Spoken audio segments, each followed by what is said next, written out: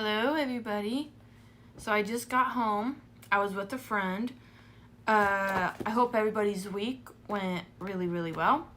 And I hope you all had a really good Thanksgiving. And we are going to be reading from Awakened Evil. Yes. And we are going to be reading chapter 47. Hey, Batman. Batman. Papa? He's laying by the tripod.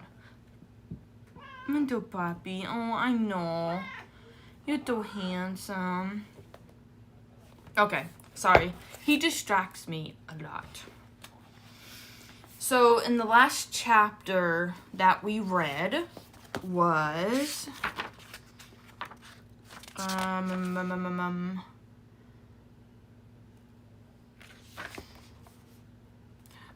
Gina had went to this barn, and this woman that she keeps seeing kept appearing in front of her and around her, and Olivia's also doing her own investigation, trying to figure out like who these two boys are that tragically died.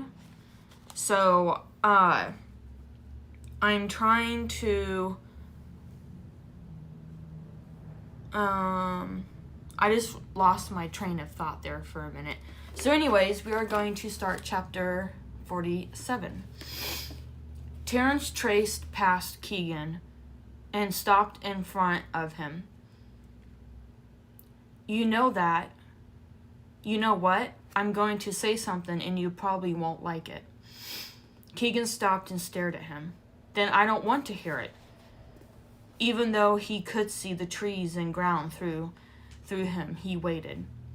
I'm sick and tired of going through mirrors. It's getting tiring. You still don't get it, do you? Why are we going back and forth nonstop? What's the point in that? You know why. Then let's do it, instead of going back and forth. I'm sick of it. Then go to the light, 'cause it's waiting. Keegan glanced past him for a second and crossed both arms. Terrence looked behind him and saw the light trailing down towards him. To Keegan, it seemed that it was brighter than before. He wondered what Terrence would do this time. Will he go to the light and be with his lost loved ones, or stay earthbound and help me? Terrence slowly floated up towards the light. He kicked his legs and tried to grab for Keegan. It was no use. No, drop me, he yelled. I don't want to go. Let me down. Within seconds, he fell to the ground as the bright light dissipated. Keegan stood there with crossed arms and shook his head. Terrence sat up and looked at him. So tell me why you didn't go this time? He tapped his chin. Because you need help. When did I ever need help? He turned around and saw a mirror leaning against a tree by the dumpster. He jumped through it. Terrence followed behind. Olivia stood by the landing, staring at her dad's bedroom door. She listened and heard him in his office shuffling through papers. She stepped towards the door and opened it, then flipped the light on. No sign of teenagers. Hello? Olivia. She paused. Yeah, Dad? I'm leaving for my meeting. Don't forget to do your chores. I won't. Okay, I won't. Love you. I'll be home later, but I will call before leaving the office. Okay. After she heard the front door close, she hurried over to the bathroom and peeked in. They weren't in there either. Are you here? The tub was full of water. Did Dad forget to drain it? She walked over and saw her reflection. Something didn't feel right. A voice came through in a low whisper. Olivia. She turned around and said, "Keegan, Terrence, is that you?" An image appeared in the water beside her. The blue and green eyes glowed right back at her. It was the reflection of Inga. Her hair was pulled, and a voice said, "You knew I was coming back for ye, child." With a hand in the middle of her shoulders and the other on the back of her head, she was shoved face first into the water. Olivia held her breath and reached for the plug, sliding a hand across the smooth surface of the tub. Her nose and lungs burned from the water. She pushed back with both hands on the bottom of the tub. Inga pulled her head out of the water and said, "I want your soul, child."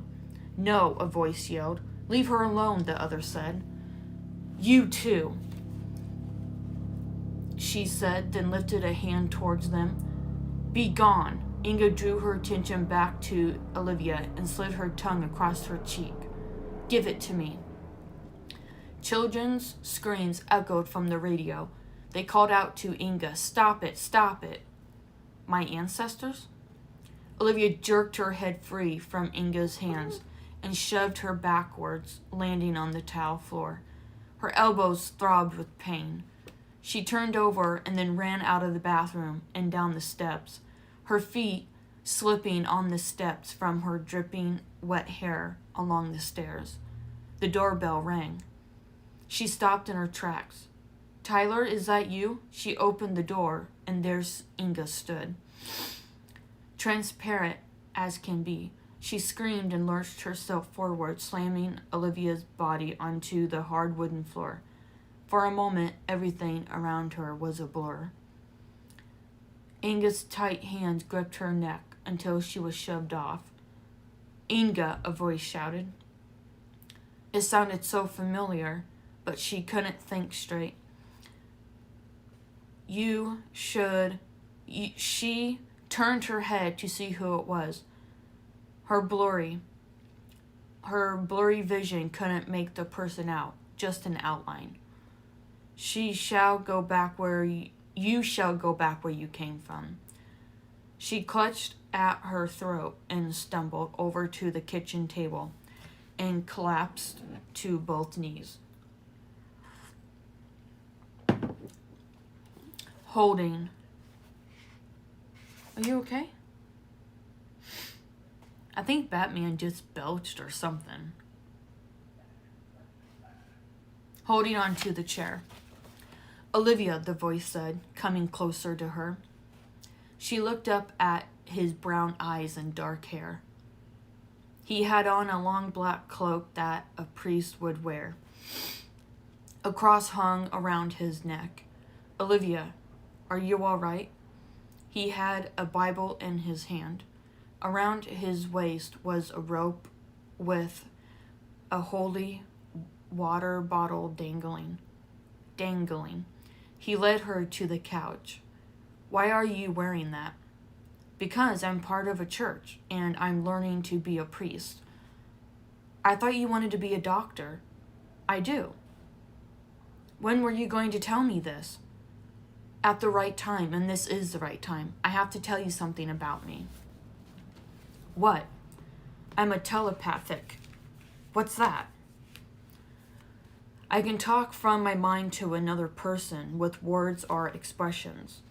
Olivia's mind drew a blank. "Are you serious?" "I'm also a clairvoyant." "Clairvoyant?" "I have the ability to predict what the future holds. It's like being a psychic like Gina." "How do you know Gina?" "I had a vision of her saving your life when Inga attacked you in the tub, when you wandered off into the woods and took the stone from Inga." Olivia got up from the couch and covered her mouth. "Why didn't you tell me this before?" "I didn't want you to think I was a freak." Olivia turned around and stared at him. "Tyler, I would never think of you like that. I love you for who you are."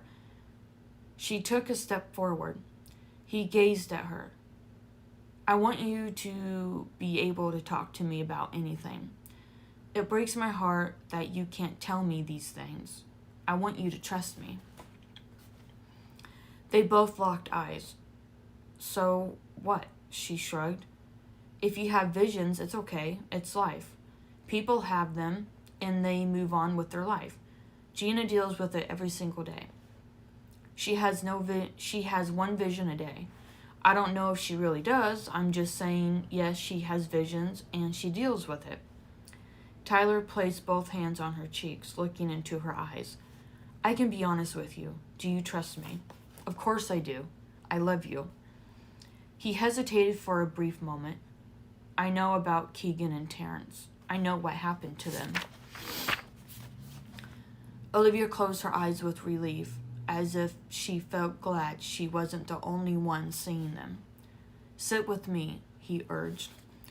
They both sat down on the couch. He held both her hands and kissed them, then looked back at her. I saw how they died. Keegan, the blonde-haired one, Inga killed him first. He's the one I talked to in class. He was trying to show you how he died. And the other teen? Inga killed him next, in the woods. The goosebumps you are feeling right now is him. Tyler rubbed her arms. He's here to help. They both are. Olivia nodded. I believe you. I'm just relieved that I'm not the only one. I'm not crazy.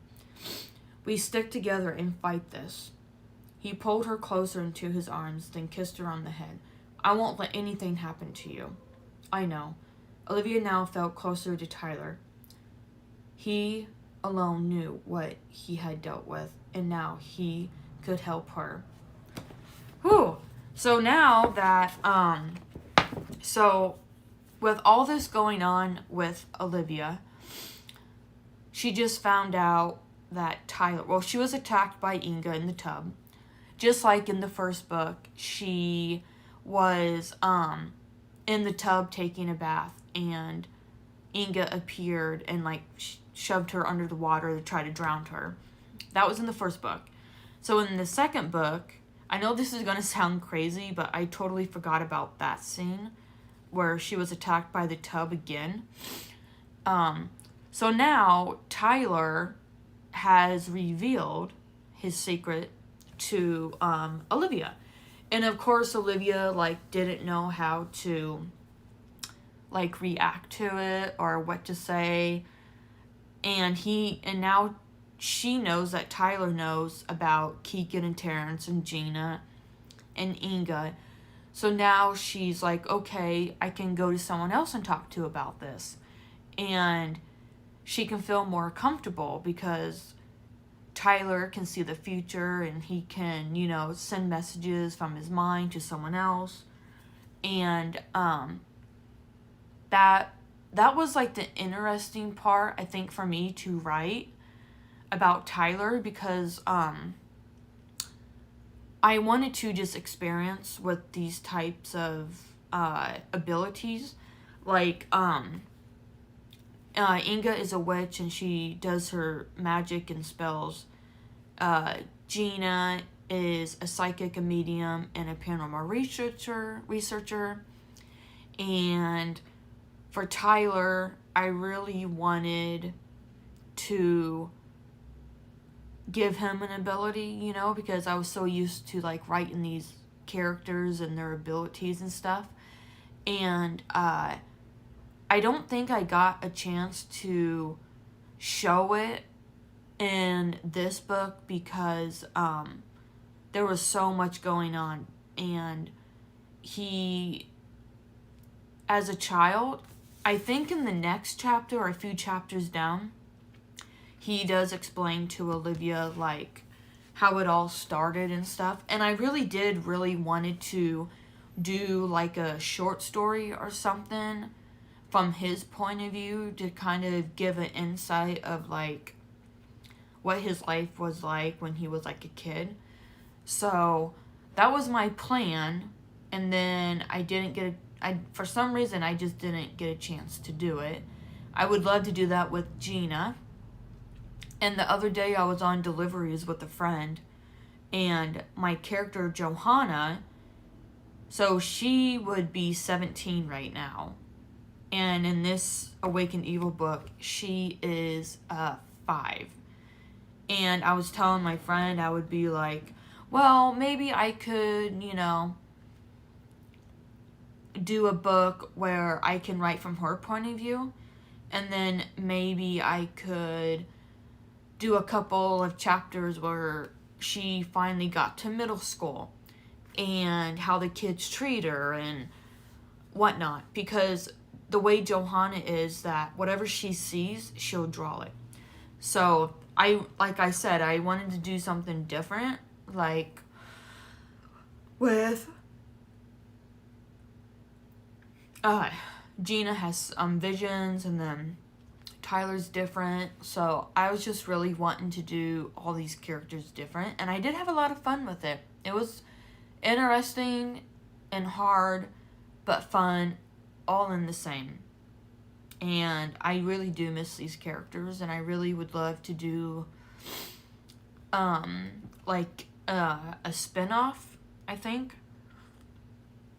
I was talking to my friend, I was like, I don't know what it's called. I was telling her in the car, I said, Stephen King wrote The Shining, and it has Danny in it. And Stephen King said in an interview that people kept asking him, you know, what's Danny up to now? What's he doing these days?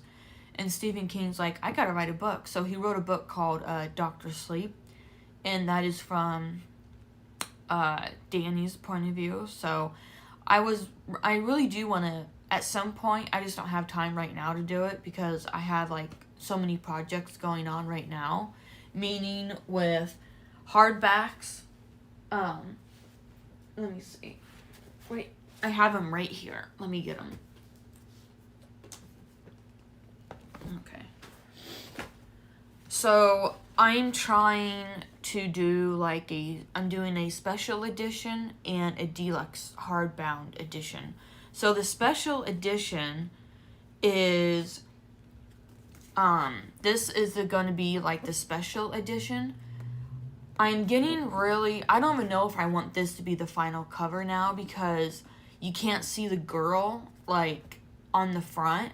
You can see her hair right here. But I really do like this cover. I'm just trying to figure out, I don't know. I mean, so at first, this was going to be the final cover, this one. Well, then I went to this one. And now I'm probably going to change it again because this picture here with the girl, I had to remove the background.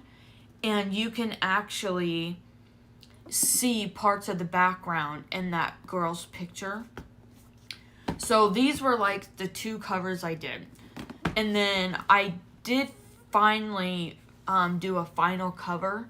And I think I might stick with this one. I want to just like stop doing the covers. You know, I just want to stick with the cover and be done with it. And then for this one, I did get, this is, don't fall, don't fall. This is probably the biggest book I ever published in my life. Like how big that is. Can you believe that? So this is going to be the deluxe hardbound edition. So this is 2 books in one. The Wish and Awakened Evil. So the idea that I was going to do was, so the Keeper of Souls series, I'm not going to do it like this. I'm going to have like a picture design with it. And then you turn the page and it says also by Ashley-Bell. And then here's the thank you letter. And then this is the copyrights. And then here on this page, this is chapter 1. But on this page, I want to do my picture design with the book title. And then you turn the page and then chapter 1 is going to start on this page. So, and I think the font is too big. The font that I love is on page 199. Let me look. 199. Right here. This font looks pretty good. Compared to that. And then this right there. See? See how big that is just too big. I do not like that. See? Right here and right there. So, this font, I love the way it looks. It looks so good. But I do have to tell you a story before I end the live reading. So, I was at the A&B pub, and I was working on the new cover for this. And I was doing, I was editing the pages, and I was, like, uploading it and stuff because I had my laptop with me.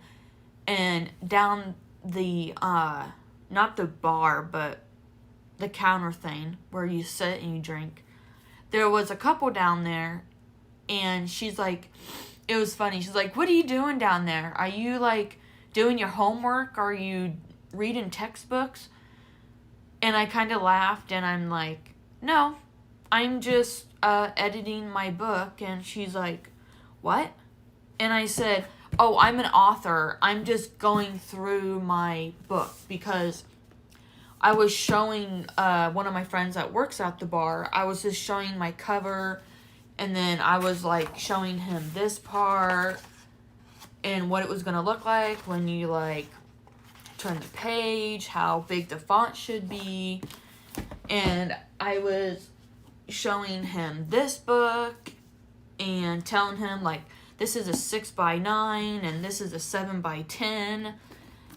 And she's like, you're an author? And I said, yeah. And she's like, can I see one of those? So I actually had my friend take both of these books, and she was, like, looking at them, and she's like, oh my gosh, that's so cool. She's like, I didn't know an author lived here. And I said, well, there are several. So, but that was just, like, interesting. So she was looking at them, and she liked them. So anyway, so next week I will be pet sitting for a friend. I think what I'm probably going to have to do next week, I'm trying to figure out. I'm going to start going to the gym, and I think I might actually do it in the afternoon.